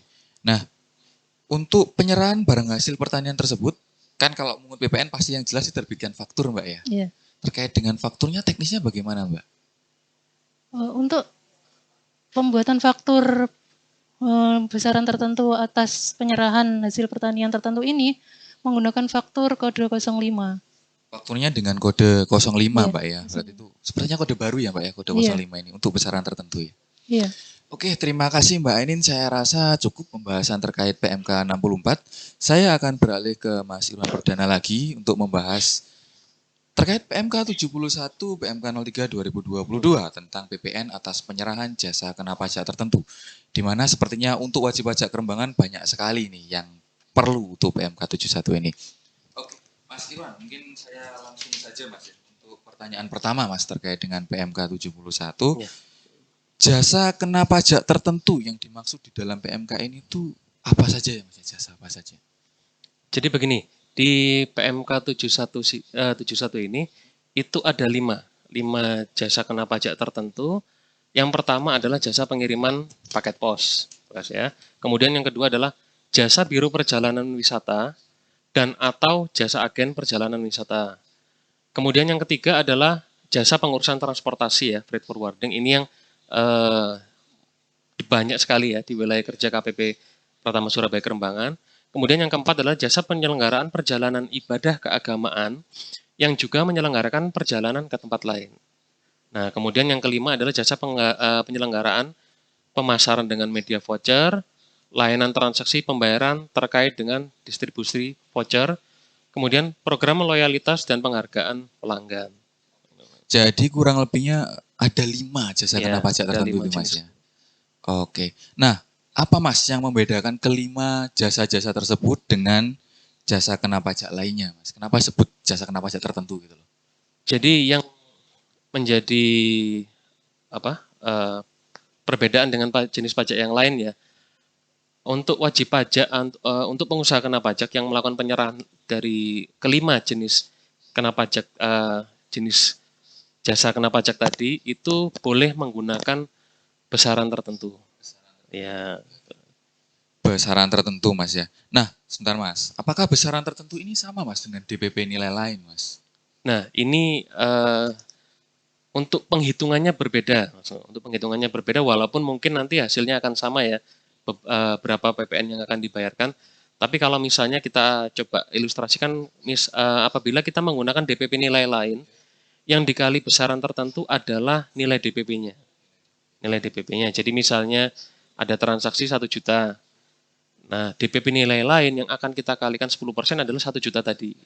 1 juta tadi, tapi tarifnya normal. Nah, sedangkan untuk besaran tertentu, DPP-nya akan tetap sama, tapi PPN-nya yang kita kalikan dengan tarif besaran tertentu tadi. Besaran tertentu ini kita mengalikannya dengan tarif PPN gitu Mas ya. Betul. Oke, siap. Nah, Mas, untuk pengusaha dengan bidang usaha jasa kena pajak tertentu ini, apakah mereka bisa mengkreditkan pajak masukan, Mas? Nah, jadi begini, untuk pengusaha kena pajak yang melakukan penyerahan JKP tertentu ya, yang ada di PMK 71 ini, tidak dapat mengkreditkan pajak masukannya. Sepertinya ini perlu digarisbawahi Mas Ya. ya, bahwa yang menggunakan besaran tertentu tidak bisa Mengkreditkan mengkreditkan pajak masukan. Oke Mas, untuk selanjutnya, tadi kan kita ada 5 jasa kena pajak tertentu Mas. Iya, jasa 5 kena pajak tertentu. Apakah ada perbedaan Mas terkait dengan besaran tertentunya? Jadi untuk kelima JKP tadi, itu tarif besaran tertentunya sama, 10%. 10%. Hanya ada satu yang berbeda adalah jasa perjalanan ke tempat lain, ya, dalam perjalanan ibadah keagamaan, tapi tagihannya tidak dapat dirinci. Nah, itu tarif besaran tertentunya adalah 5%. 5% ya? 5%. Yang membedakan satu ini aja ya, dia yang sendiri 5%. Betul sekali. Yang lainnya sama, 10%. 10%. Siap. Nah, Mas, ini kita khusus Mas, khusus untuk jasa pengurusan transportasi. Ya. Di mana ini banyak di wilayah kerja KPP Pratama Surabaya Kerembangan. Di dalam aturan ini kan disebutkan bahwa dalam tagihannya itu harus termasuk biaya transportasi atau freight charge. Ya. Nah, ini maksudnya bagaimana Mas ya? Bisa tolong dijelaskan Mas? Nah, terkait dengan ketentuan ini ya, kita bicaranya kalau di PMK 71 ini adalah di dalam tagihan ya, di dalam tagihannya itu harus ada unsur biaya transportasi. Biasanya. Jadi walaupun misalnya ada perusahaan jasa pengurusan transportasi yang melakukan penyerahan, kita ambil contoh aja dalam penyerahan jasa pengurusan dokumen. Ya. Jadi dalam tagihannya hanya tercantum jasa pengurusan dokumen, sehingga tidak ada unsur biaya transportasi di situ. Nah, apabila kasusnya seperti itu, maka pengusaha kena pajak tidak boleh menggunakan besaran tertentu. Siap. Jadi mungkin bisa untuk perhatian ya Ibu Bapak wajib pajak sekalian, terutama yang bidang usahanya ada di jasa pengurusan transportasi, dalam membuat invoice harus dimasukkan biaya transportasi Mas ya, agar bisa. Gini, kan kita juga tidak bisa memastikan bahwa harus ada unsur biaya transportasi. Nah, tapi kalau misalnya dalam tagihan wajib pajak tidak ada biaya transportasi, maka tidak boleh menggunakan besaran tertentu tadi. Nah, jadi menggunakan tarif normal dengan kode faktur 01. 01. Ya. Berarti kalau nggak ada biaya transportasinya, pakainya kode 01. Betul ya, sekali. Ya. Nah, untuk pertanyaan selanjutnya mungkin bisa dijelaskan oleh Mbak Ainin Mas ya, terkait dengan teknis penerbitan faktur pajaknya Mbak. Untuk jasa kena pajak tertentu ini bagaimana Mbak ya? Mungkin bisa tolong dijelaskan teknisnya seperti apa? Baik, sesuai dengan Per 03 tahun 2022 bahwa ini kan baru ya, dengan DPP besaran tertentu harus menggunakan kode faktur 05. Kode faktur 05. Ya, yang tahun kemarin kode faktur 05 ini kan vakum ya, di kayak mati suri, sekarang dihidupkan kembali dan dipakai untuk besaran tertentu ini. Iya Mbak, ini kan berarti semula harusnya dia kodenya 04 Mbak. Iya, ya, berarti semula kan pakai DPP nilai lain, lain. jadi kodenya 04. Nah mungkin ini pertanyaan yang banyak ditanyakan oleh wajib pajak Mbak. Bagaimana Mbak apabila wajib pajak ini sudah terlanjur membuat fakturnya dengan kode 04, padahal seharusnya sudah masuk ke kode 05. Ini per 1 April kan ya Mbak? Berarti? Ya, ini banyak sekali ya di Helpdesk ya Mas Mul. Banyak WP yang udah terlanjur menerbitkan faktur pakai 04, padahal ini termasuk JKP tertentu sesuai dengan PMK 71. Nah, solusinya yaitu dengan menggunakan membuat faktur pengganti. Faktur pengganti yang awalnya kode 04 diganti menjadi kode 05. Oke, iya diganti berarti Mbak ya untuk faktur pajaknya ya. Oke, terima kasih kepada kedua narasumber kita, Mbak Ainin Masruro dan juga Mas Irwan Perdana atas informasi yang telah disampaikan pada pagi hari ini. Mungkin cukup sekian, tapi nanti kita akan break sejenak ya. Kita akan ada pesan-pesan sedikit. Kemudian akan dilanjutkan lagi untuk menjawab pertanyaan-pertanyaan dari wajib pajak yang sudah ada di kolom chat. Mungkin bagi wajib pajak yang juga belum sempat mengajukan pertanyaan di kolom chat, silakan ya untuk mengajukan pertanyaan di kolom chat. Kita akan jawab setelah break sejenak. Jangan kemana-mana. Madam, saya tadi terawak. Apakah usaha kecil saya bisa sukses? Apakah saya bisa cuan? Madam! Hah? Cuan? Kamu pasti bisa cuan. Karena omset sampai 500 juta tidak kena pajak. Mulai tahun pajak 2022, orang pribadi, pelaku usaha mikro dan kecil dengan omset sampai 500 juta tidak dikenakan pajak penghasilan. Pajak kuat, Indonesia maju. Bunda. Udah dipakai laptop barunya, berapa harganya? Tadi siang aku beli sama ayah. Ini harusnya harganya 9 jutaan. Tapi kenapa ayah bayarnya 10 juta? Oh, ini mah PPN, Mas. PPN itu apa, Bunda? PPN itu pajak. Mas Dewa kan SMP negeri nggak bayar. Berobat nggak bayar juga kan? Itu pakai uang pajak. Oh gitu ya, Bunda. Makasih ya, Bunda, udah dibeliin.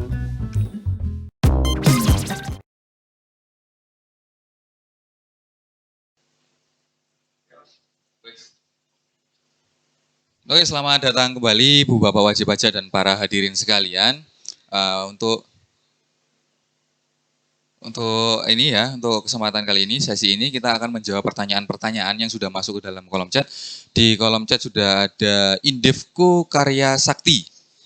Ini ada pertanyaan, apabila wajib pajak telah menggunakan tarif 1,1%, tetapi wajib pajak juga melakukan penyerahan bukan hasil pertanian tertentu, bagaimana perlakuan untuk pemungutan PPN-nya ini? Ini mungkin dari Mbak Ainin bisa dijawab pertanyaannya. Baik, terima kasih atas pertanyaannya dari Indefco ya. Indefco Karya Sakti. Nah, jika telah menggunakan tarif 1,1%, tetapi BP juga melakukan penyerahan bukan hasil pertanian. Nah, ini bisa saja boleh untuk yang hasil pertanian tetap menggunakan tarif 1,1 dan untuk yang lain sesuai dengan tarif yang sudah ditentukan. Kalau ada penyerahan dengan tarif 11%, ya silakan membuat faktur dengan kode 01 tarif 11%. Seperti itu. Seperti itu ya Mbak. Nah, ini sepertinya Indefco pertanyaannya bukan cuma satu ya Mbak. Ada satu lagi pertanyaan, izinkan saya membacakan, yaitu apabila mendapatkan faktur pajak dengan tarif 1,1% yang tidak dapat dikreditkan, apakah tetap dilaporkan atau diinput pada lampiran B2 di SPT Masa PPN mungkin ini maksudnya ya. Mungkin dari Mbak Ainin atau Mas Irwan ingin menjawab ini siapa? Terkait penyerahan yang hasil pertanian tadi ya? Iya Mas. Jadi untuk pajak masukan ya, walaupun wajib pajak tidak dapat mengkreditkan, itu tetap dilaporkan dalam lampiran SPT Masa PPN wajib pajak. Berarti tetap masuk ya ke dalam SPT Masa PPN wajib pajaknya, cuman keterangannya tidak dapat dikreditkan. Ya, itu, Mas. Jadi pada waktu upload di pre-populated data itu di situ bisa dipilih kan tidak dikreditkan. Jadi seperti itu ya untuk pajak masukannya tetap dimasukkan ke dalam laporan SPT masa PPN, namun dalam pre-populated data dipilih tidak dapat dikreditkan. Oke, saya rasa cukup. Mungkin ada pertanyaan lagi dari Ibu Bapak wajib pajak sekalian yang ingin bertanya, dipersilahkan langsung saja menulis ke kolom chat ya.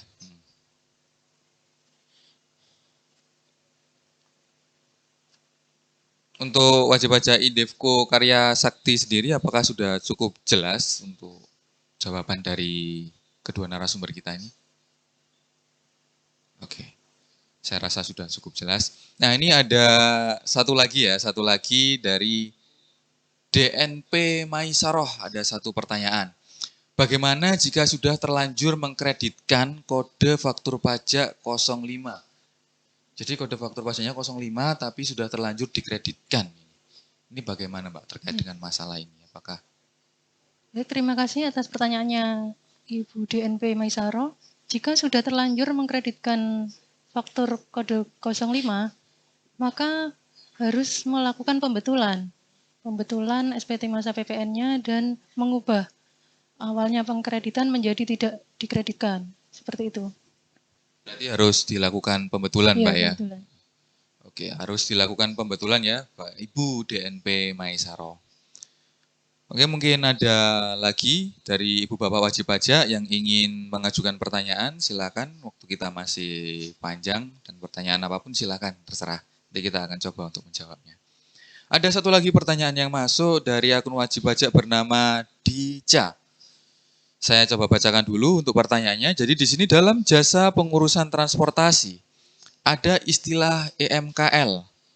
Maka atas EMKL diterbitkan faktur pajak tarif 11% atau 1,1%. Dan dengan kode faktur berapa? EMKL ini ekspedisi muatan kapal laut mungkin ya yang dimaksud. Bagaimana Mas Irwan terkait dengan pertanyaan ini, Mas? Ya, jadi sama seperti yang saya jelaskan tadi, kalau misalnya dalam tagihannya, ini berarti maksudnya wajib pajak jenis usahanya MKL begitu ya?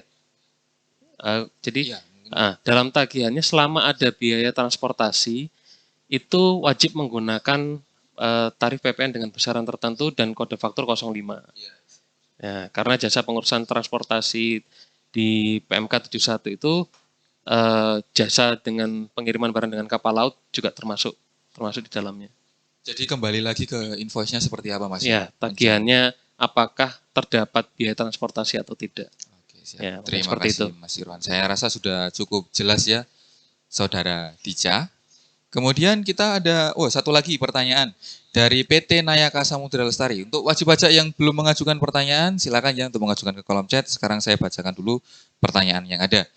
Pak, Bu, jika kita memberikan jasa, tetapi pihak lawan tidak memotong, bagaimana? Mungkin yang di sini terkait dengan PPN-nya ya. Saya akan terkait dengan PPN-nya. Gimana Mbak Ainin? Memberikan jasa. Ini PPN-nya. Memotong. Memotong sepertinya lebih terkait dengan pajak penghasilan ya, Mbak? Iya, harusnya. Kalau PPN kan memungut. Mungkin coba dijelaskan di sini Mbak terkait pertanyaan ini. Ya, terima kasih. Pertanyaannya PT Nayaka Samudra. Ini yang dimaksud atas PPN-nya atau PPh 23-nya ya? Oh, PPh 23. Irwan. Mungkin saya coba bantu jawab ya, Pak Semulyana. Jadi terkait kewajiban pemotongan PPh 23 ini ada di pemberi kerja.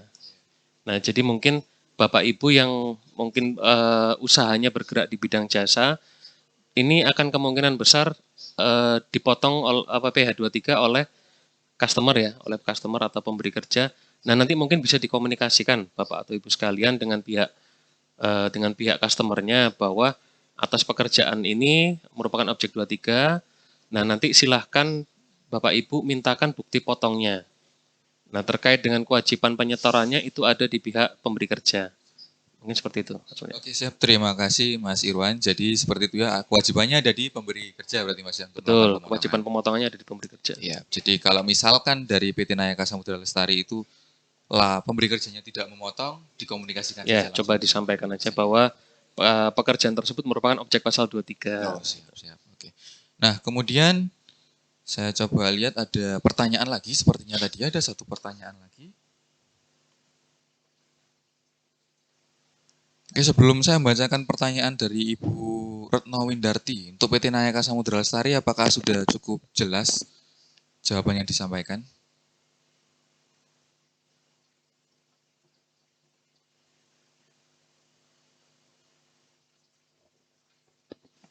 Siap. Oke, kemudian saya lanjutkan lagi, ada pertanyaan dari akun yang bernama Retno Windarti. Pertanyaannya adalah seperti ini ya. Apabila kita membuat faktur pajak dengan kode 05 dan ada 01, untuk pengkreditan faktur pajak masukan harus dipilah antara pajak masukan yang diterbitkan dengan faktur 05 dan 01. Sebentar. Ya, baik, ini mungkin kasusnya di perusahaan JPT mungkin Mas Mulya. Jadi seperti tadi disampaikan, ada kemungkinan wajib pajak yang bergerak di bidang jasa pengurusan transportasi ini tidak hanya menagih atas biaya transportasi. Kemungkinan mereka hanya mendapatkan pekerjaan atas jasa pengurusan dokumen. Sehingga tidak boleh menerbitkan faktur dengan kode 05. Ya. Nah, nanti bagi Bapak Ibu yang mungkin mengalami kasus seperti itu, silahkan nanti dipilah untuk pajak masukannya ya. Apabila pajak masukannya terkait dengan penyerahan 01 dan itu harus bisa dibuktikan, nah itu silahkan dikreditkan. Mungkin seperti itu. Oke, siap. Terima kasih Mas Irwan. Kemudian ini ada satu lagi pertanyaan ya dari Ratih Sitoresmi. Pak, kalau kita sudah pakai 11%, terus ada customer yang minta PPN 1,1% dengan kode 05, padahal kita menggunakan 11%. Ini pada dasarnya memang di 11% Mas ya untuk ini Bu Rati ya, iya. Yang terkait 11%. Jadi gini, di PMK-nya Bu ya, itu bagi pengusaha kena pajak yang melakukan penyerahan jasa kena pajak tertentu itu wajib melakukan pemungutan dan penyetoran dengan besaran tertentu. Sehingga atas tagihannya tadi Bu, itu harus diterbitkan faktur pajak 05. Sehingga nanti tarif efektifnya mungkin di 1,1. Seperti itu. 1,1. Ibu Ratih Sitoresmi, apakah sudah cukup jelas ini tadi jawaban yang disampaikan? Sambil kita lanjut lagi ya, sepertinya sudah mulai banyak pertanyaan. Di sini juga ada pertanyaan dari Galaxy Express. Saya coba bacakan terlebih dahulu. Mohon tanya terkait dengan usaha jasa angkutan barang umum yang menggunakan plat kuning dalam Undang-Undang Pajak PMK 80 tahun 2012 dibebaskan PPN. Dalam UU HPP ini, apakah masih dibebaskan PPN-nya dan tidak perlu upload faktur pajak? Mbak ini mungkin bisa dibantu ini terkait dengan faktur pajaknya seperti apa? Ya baik, Galaxy Express, terima kasih. Terima kasih atas pertanyaannya. Ini sebenarnya untuk jasa angkutan umum dengan menggunakan plat kuning di peraturan lama kan dibebaskan PPN-nya. Dan di Undang-Undang HPP, sebelumnya itu tidak dikenakan, harusnya tidak dikenakan PPN. Tapi di Undang-Undang HPP menjadi dibebaskan PPN-nya. Kalau memang dibebaskan PPN-nya, di peraturan kan tetap harus menerbitkan faktur pajak. Cuman untuk aturan turunannya dari PPN yang dibebaskan ini masih belum ada ya, masih belum keluar. Jadi mohon untuk ditunggu apakah ini harus menerbitkan faktur. Jadi harus menunggu aturan turunannya dulu. Seperti itu. Nunggu aturan turunannya terlebih dahulu ya untuk terkait dengan yang plat kuning ini ya Mbak ya. Oke, ini karena sudah banyak yang tanya, saya lanjutkan lagi ya dari pertanyaan PT Makmur Mandiri Trans. Selamat siang Pak Bu, untuk kode faktur pajak 050. Harga jual ditulis sama dengan DPP atau 10% dari harga jual. Untuk PPN tarif 1,1% dari harga jual atau 11% dari harga jual. Mohon penjelasannya. Sepertinya ini tadi sudah sempat disinggung ya oleh Mas Irwan terkait dengan apa DPP nilai lain dan misalnya tertentu tadi Mas. Mungkin bisa dijelaskan ulang.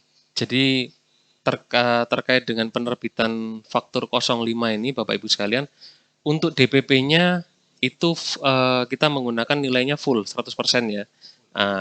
Kita coba contohkan aja, misalnya ada tagihan sebesar 1 juta. Nah, nanti yang tertulis di DPP-nya adalah tetap 1 juta. 1 juta ya. Itu berbeda dengan kode faktur 04 ya, yang kita tahu dengan DPP nilai lain. Sehingga nanti dicantumkan di situ full, Bapak Ibu sekalian, penuh 1 juta rupiah. Nah, nanti PPN-nya yang akan disesuaikan. Berarti untuk nilai jual dan juga DPP harga jualnya sama dengan nilai pada invoice DPP-nya. Hanya yang menyesuaikan nilai PPN-nya. Betul sekali. Oke, saya rasa sudah cukup jelas untuk penjelasan dari Mas Irwan Perdana. Kemudian ada Indefco Karya Sakti. Ada pertanyaan lagi ya, saya coba bacakan. Apabila kami melakukan pembelian BKP kepada perusahaan yang telah BKP, tetapi pihak penjual tidak melakukan pemungutan PPN, apa dampak perpajakan bagi pembeli dan penjual? Mbak Enin mungkin bisa tolong dibantu menjawab ya, ini terkait pertanyaan dari Indefco Karya Sakti. Baik, atas transaksi yang sudah dilakukan dengan ini, tetapi tidak menerbitkan faktur ya? Maksudnya seperti itu ya? Ya, jadi ada transaksi Mbak, transaksi dengan yang sudah BKP lah Mbak, transaksi beli barang kepada badan yang sudah BKP, tapi pemungutan PPN. Ya, nggak diterbitkan faktur pajak, nggak dapat faktur pajak. Itu apa ya konsekuensinya bagi pembeli dan juga penjual? Mungkin dimulai dari sisi pembeli dulu. Nah, ini kalau tidak menerbitkan faktur atau tidak memungut PPN, akan menjadi temuan kan di DJP akan ada data terkait transaksi tersebut. Jika memang ada transaksi tapi tidak dilakukan pemungutan PPN, maka kita akan meminta ya konfirmasi ke wajib pajak tersebut. Mungkin Mas Irwan bisa menambahkan. Terkait penerbitan faktur ya. Jadi di sini ada Bapak Ibu yang melakukan pembelian kepada perusahaan PKP ya. Perusahaan PKP, tapi perusahaan tersebut menolak untuk menerbitkan faktur pajak. Jadi begini, Bapak Ibu, yang pertama kita harus garis bawahi adalah bagi wajib pajak yang sudah dikukuhkan sebagai pengusaha kena pajak, wajib mengenakan PPN atas segala transaksinya. Sehingga apabila nanti diketahui di kemudian hari ada yang tidak dijalankan sesuai ketentuan yang berlaku, maka pasti ada sanksi yang timbul, Mas. Nah, kemudian apa efeknya bagi pembeli? Kalau menurut saya begini, kalau Bapak Ibu sekalian sudah dikukuhkan sebagai pengusaha kena pajak, menurut kami pasti akan mengharapkan adanya pajak masukan ya. Sehingga kalau saran dari kami adalah mereka harus menerbitkan faktur pajaknya itu atas transaksi tersebut. Jadi disampaikan saja kepada pihak penjualnya, customernya atau suppliernya ya, bahwa atas pembelian tersebut Bapak Ibu sekalian meminta untuk diterbitkan faktur pajak. Tuh. Jadi mungkin saya coba ulangi lagi Mas ya. Mungkin kata kuncinya itu ada di bagi setiap badan usaha yang sudah dikukuhkan sebagai PKP. Ya, wajib pajak ya, orang pribadi atau badan. Wajib pajak, ya. Wajib pajak yang sudah dikukuhkan sebagai PKP itu harus menerbitkan faktur pajak gitu Mas atas transaksinya. Ya, istilahnya atas seluruh penyerahannya harus dipungut PPN. Gitu. Ya mungkin seperti itu. Kemudian di sini ada ya kita akan ada banyak sekali pertanyaannya ya. Kita mungkin akan bacakan 3 pertanyaan terakhir saja ya. Kita batasi 3 pertanyaan terakhir. Yang pertama ada pertanyaan dari Karya Jasa Nusantara Wisesa. Apakah untuk kode faktur 08 berarti dibebaskan ya. Kita perlu membuat PPh 23 dan perlu melakukan pelaporan PPN. Mbak ini mungkin bisa dijelaskan Pak untuk 08 Mbak, apakah PPN-nya juga perlu dilaporkan dalam SPT masa? Iya, Mbak? Untuk kode 08 ini kan PPN yang dibebaskan ya, tetap menerbitkan faktur pajak dan tetap melaporkan PPN-nya. Seperti itu. Tetap ya Mbak ya, melaporkan PPN-nya. Kalau terkait dengan PPh 23 ini Mbak? Kalau terkait PPh 23-nya itu kan masuk jasa apa? Kalau memang ditetapkan sebagai objek dari PP23, maka tetap membuat bukti potong PP23. Berarti tetap harus Iya. diketahui dulu ya jasanya ini jasa apa, Jasa apa dan masuk dulu? ke dalam objek PPh 23 atau tidak. Apakah ada tambahan dari Mas Irwan atau Mungkin sudah sudah ya? terkait yang 08 tadi. Oke, kita lanjutkan pertanyaan berikutnya dari akun Zoom bernama V. Iya, Pak, Bu, terkait dengan penggunaan jasa catering, bagaimana memilah apakah dipotong PPh 23 atau PPh 21? Wah, ini sepertinya sedikit melenceng dari tema ini, Mas ya. Jadi kan di sini kan kita membahas terkait dengan PPN, tapi ini pertanyaan terkait PPh 23 atau PPh 21 jasa catering. Gimana Bapak Ibu narasumber? Apa yang dijawab? Jadi begini, kalau terkait pertanyaan dari Bu V ya, Bapak atau Ibu V ini ya, kita apakah dipotong PPh 23 atau 21, kita harus lihat dulu subjeknya. Jadi subjeknya ini apakah badan atau orang pribadi, sehingga kalau misalnya orang pribadi, ya nanti dipotongnya pasal 21. Oke, seperti itu ya. Dari Mbak ini mungkin ada tambahan untuk pertanyaan dari Ibu V? Udah cukup kayaknya. Sudah cukup Iya. ya. Nah, dari akun Zoom bernama Dica ya, ini sepertinya ada pertanyaan yang Pertanyaan tadi. yang sama ya. Pertanyaan yang sama. Sebentar ya. Dalam jasa pengurusan transportasi istilahnya EMKL. Maka atas EMKL diterbitkan faktur pajak tarif 11 atau 1,1%. Dan dengan kode faktur apa? Berarti jika menerbitkan dengan kode faktur 010 apakah benar? Jika salah, seharusnya kita menerbitkan dengan kode faktur berapa? Mungkin di sini yang dimaksud adalah terkait dengan EMKL-nya saja, Mas. Jasa EMKL-nya saja. Menggunakan tarif 11% atau 1,1%. Iya. Jadi begini, ini tadi sudah mengulang pertanyaan yang tadi sebelumnya ya seperti. Jadi gini, Bapak Ibu sekalian, Bapak Ibu Dika ya di sini ya. Kalau terkait istilah EMKL ini kita pastikan dulu, ini Bapak Ibu mau menagih atas biaya transportasinya atau ada jenis pekerjaan lain. Kalau misalnya tadi dijelaskan di PMK-nya adalah selama dalam tagihannya mengandung unsur biaya transportasi, itu wajib menggunakan tarif dengan besaran tertentu. Sehingga nanti PPN-nya akan muncul 1,1%. Ya. Jadi kita dasarnya adalah tagihannya, dalam tagihan ya. Dalam tagihan tersebut apakah ada unsur biaya transportasi atau yang kita kenal dengan freight charge ya. Nah, jadi kalau misalnya dalam tagihan tersebut ada unsur biaya transportasi, nah itu wajib menggunakan tarif dengan besaran tertentu tadi. Jadi di tarif 1,1 kemudian kode fakturnya 050 ya. Bagaimana Bu Dica, apakah ada tanggapan atau sudah cukup jelas atau bagaimana Bu?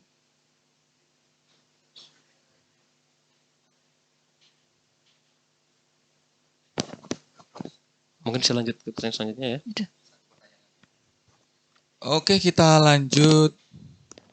Sudah jelas ya Bu Dica, terima kasih. Kita lanjut ke pertanyaan terakhir ya. Ini pertanyaan terakhir dari Bu Retno Windarti. Pertanyaannya adalah, ada customer minta faktur atas jasa angkutannya saja. Apakah kita terbitkan dengan kode 070 atau 080? Mbak ini mungkin bisa dijawab atas pertanyaan ini. Baik, Ibu Retno Windarti, ini yang dimaksud jasa angkutan apa ya? Kalau kode 07 kan itu untuk faktur yang tidak dipungut. Dan kalau kode faktur 08 itu untuk PPN yang dibebaskan. Jadi ini atas jasa angkutan apa? Tracking. Tracking bukan masuk ke 07 atau 08 harusnya. Ya, Mas Irwan, bisa ditambahkan? Ya, Tracking, jasa tracking. Jadi tracking itu kan sebelumnya masuk penyerahan yang tidak terutang PPN ya. Tidak terutang PPN, namun ada ketentuan baru yang untuk penyerahan jasa tracking ini masuk dalam penyerahan barang yang strategis. Tapi mohon maaf Bapak Ibu sekalian, nanti kita coba tunggu tentang aturan turunannya ya, aturan turunannya sehingga untuk teknis pelaksanaan di lapangannya nanti bisa menjadi lebih jelas. Siap, ya. Terima kasih pada Bapak Ibu wajib pajak yang sudah memberikan pertanyaan di dalam kolom komentar. Semoga pertanyaan-pertanyaannya tadi sudah terjawab semua ya, dan sudah cukup jelas. Saya juga mengucapkan terima kasih kepada Mbak Ainin Masruro dan juga Mas Irwan Perdana yang sudah bersedia meluangkan waktunya menyampaikan materi dan menjadi narasumber di acara Gebyar Pajak kali ini. Kemudian yang terakhir, saya juga ingin mengucapkan permohonan maaf yang sebesar-besarnya apabila mungkin ada kesalahan dari kita semua, baik perkataan maupun perbuatan, maupun itu disengaja ataupun tidak disengaja. Nah, akhir kata saya izin untuk menutup sesi ini dan saya kembalikan kepada saudara MC, Mas Alam dan Mbak Bilkis. Wassalamualaikum warahmatullahi wabarakatuh.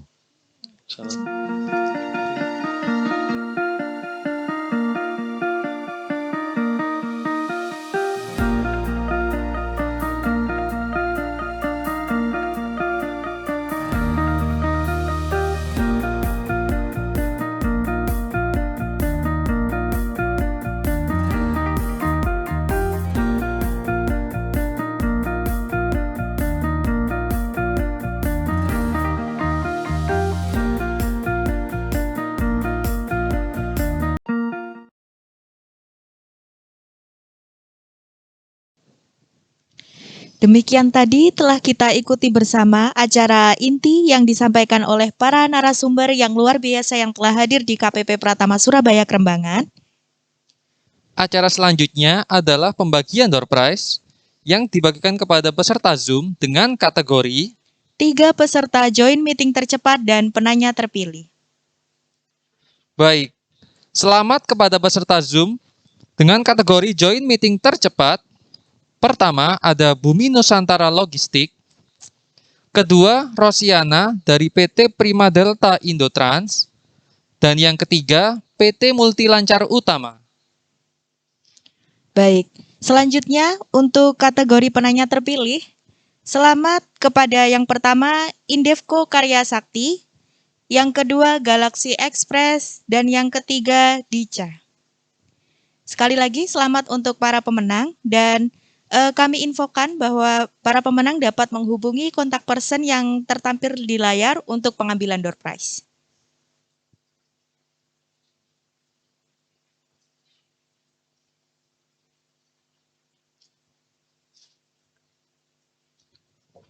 Akhirnya kita tiba pada penghujung acara. Apabila Bapak Ibu masih memiliki pertanyaan, silakan menghubungi kami melalui chat Telegram ataupun telepon.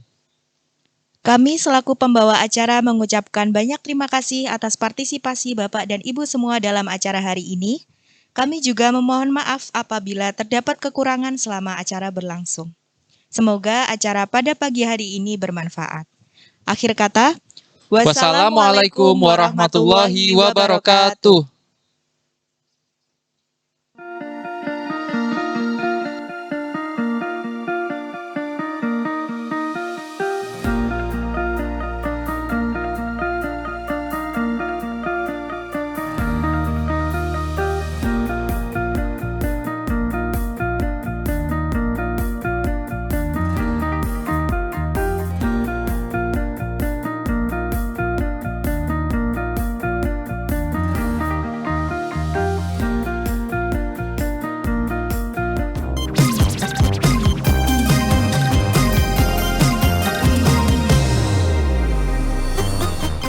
Sekarang wajib pajak orang pribadi diberi kemudahan karena NIK sudah berfungsi sebagai NPWP. Jadi, aku harus bayar pajak juga. Belum dong. Tunggu kamu berusia 18 tahun dan sudah memiliki penghasilan ya. Ya, kewajiban membayar pajak hanya berlaku untuk orang pribadi yang berusia 18 tahun ke atas dan berpenghasilan di atas PTKP. Pajak kuat, Indonesia maju. Aku ingin bercerita tentang tetanggaku yang setiap pagi selalu masa pegawai pajak motornya butut kayak gitu. Kerenan juga motor anak saya. Baru lagi. Ma, cicilan motor udah jatuh tempo nih. Ini anak nyusahin aja. Mari Bu. Mari. Ya, Ada saja kejadian aneh setiap pagi di depan rumahku. Sama kayak dulu pas pertama pindah kos. Orang baru ya, Dek? Iya Bu, saya baru ngekos. Kerja di mana? Saya pegawai kantor pajak Bu. Oh, PNS. Banyak duit dong. Enggak kok Bu, biasa aja. Nggak percaya. Gak tahu apa yang membuat si ibu begitu sentimen sama PNS. Mungkin... Sabar mas, si ibu memang selalu sensi sama PNS. Soalnya dulu dia punya banyak pengalaman buruk. Setiap mau ngurusin itu selalu pakai duit. Mulai dari anak SD, SMP, SMA, semua pakai duit. Gimana gak kesel dia? Kasihan juga ibu itu. Seharusnya kan segala bentuk pelayanan di pemerintahan itu gratis. Dan akhirnya... Selamat pagi Bu, ada yang bisa saya bantu? Kamu? Silahkan duduk Bu. Akhirnya saya punya PWP. Sebentar ya, Dek. Ini, Dek. Waduh, apa ini Bu? Biasa, saya udah paham kok. Maaf Ibu, ini namanya gratifikasi. Kami sebagai ASN tidak bisa menerimanya, karena ini berlawanan dengan kewajiban kami. Sudah menjadi hak Ibu sebagai wajib pajak untuk menerima pelayanan dari kami. Oh, benar seperti itu, Dek. Dan sejak saat itu... Bu? Dek bagus. Sudah pulang. Tina. Semua berubah menjadi indah. Kutolak gratifikasi, ku dapat calon istri. Pok, dengar-dengar barang kebutuhan pokok mau dipajakin. Dibebaskan. Oh ya? Ceng, dengar-dengar jasa pendidikan mau dipajakin. Dibebaskan. Oh ya? Bu, dengar-dengar jasa pelayanan kesehatan dipajakin juga. Dibebaskan. Oh ya? Tak perlu khawatir, barang kebutuhan pokok, jasa pendidikan, dan jasa layanan kesehatan tetap bebas PPN. Pajak Kuat, Indonesia Maju.